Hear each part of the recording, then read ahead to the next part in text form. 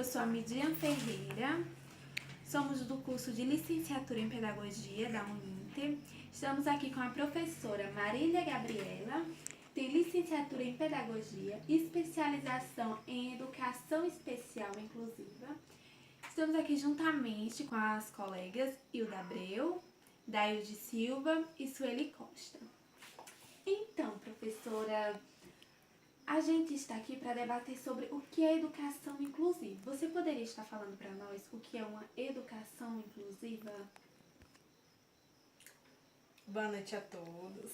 Sim, então, a educação inclusiva, resumidamente, nada mais é do que educar todas as crianças em um mesmo contexto escolar. Você não está negando a deficiência do aluno, você não está dizendo que o aluno não tem uma deficiência quando você coloca todos os alunos juntos em um mesmo contexto escolar. Muito pelo contrário, essa deficiência não é vista como problema, né? É uma coisa que é vista como diversidade. Certo, muito obrigada. Alguns de vocês têm alguma pergunta para a professora? Sim, boa noite, professora. Fala-se muito na integração de pessoas com deficiência. Existe diferença entre a inclusão e a integração dessas pessoas? Boa noite, Sueli. Então, existe sim uma diferença entre integração e inclusão. Inclusive, existem muitas pessoas que acham que elas são sinônimos, mas não são. Inicialmente, elas têm até a mesma proposta, só que na prática não é assim que funciona. Então, a integração é quando a escola não se responsabiliza pelo aluno, né? A escola coloca um peso, coloca uma responsabilidade somente no aluno com deficiência e o aluno, que se mobilize para aprender, para ser incluído. É como se fosse uma espécie de cura para o aluno poder se adaptar ao sistema escolar. Na inclusão, ocorre justamente ao contrário, como eu já conversei com a aluna Midian. Na inclusão, o aluno ele está envolvido com todos os seus colegas e eles têm o objetivo de respeitar, todos os alunos ali.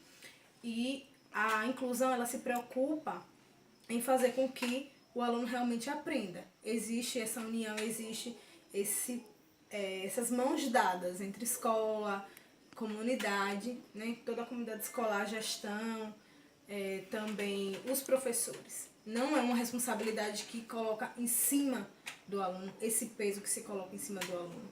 Na inclusão escolar, a responsabilidade é de toda a comunidade. Obrigada. Algum de vocês tem alguma pergunta? Qual a vantagem de um aluno estudar com outro aluno com necessidades especiais? Existe vantagem e desvantagem, professora? Boa noite, Hilda.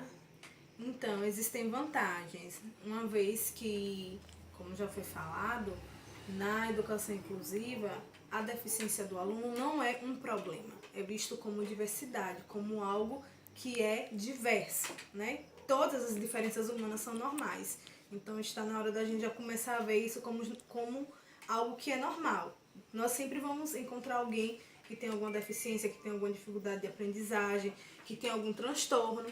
E são coisas normais. E daqui para frente vai ser mais normal ainda nós nos depararmos com pessoas, com deficiências, com transtornos, Então, assim, para o aluno que não tem nenhuma deficiência, é muito importante, estar lado a lado com uma criança que tem alguma deficiência. É muito importante, uma vez que não é um problema, não é um fardo, Ele vai estar convivendo, ele vai vendo. Na verdade, é muito especial até para um aluno que não tem nenhuma deficiência, é algo muito especial ele conviver, com um aluno, com uma pessoa que tem alguma deficiência, que tem algum transtorno, que tem alguma dificuldade de aprendizagem.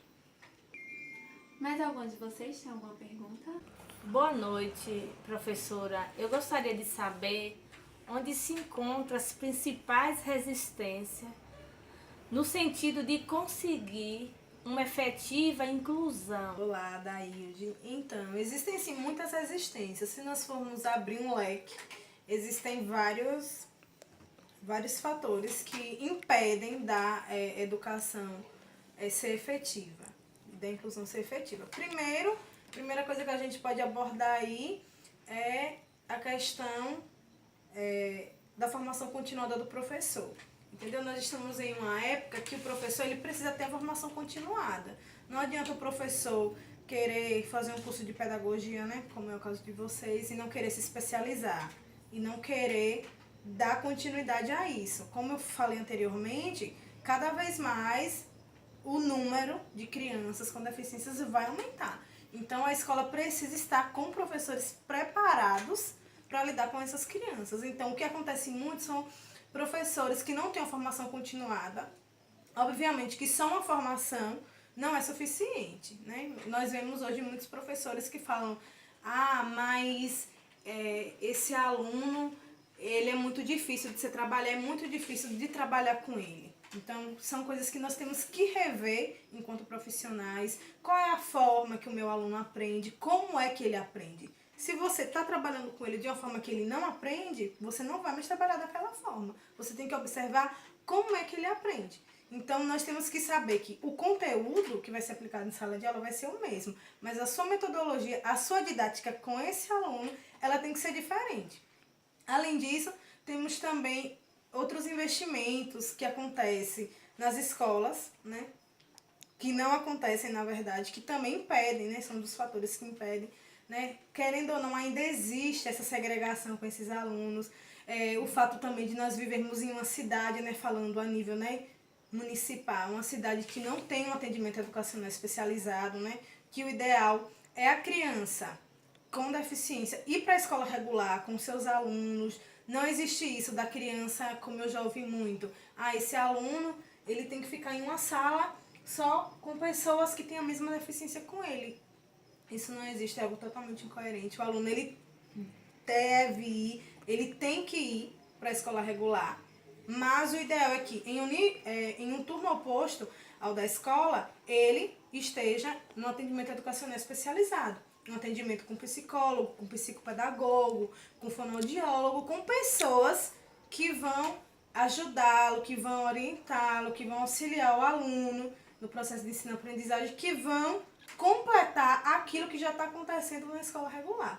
Então, assim, são muitos fatores que impedem. Também nós temos escolas que precisam ter as salas multifuncionais, né, que são salas com aparelhos, com objetos, que ajudam também no desenvolvimento do aluno.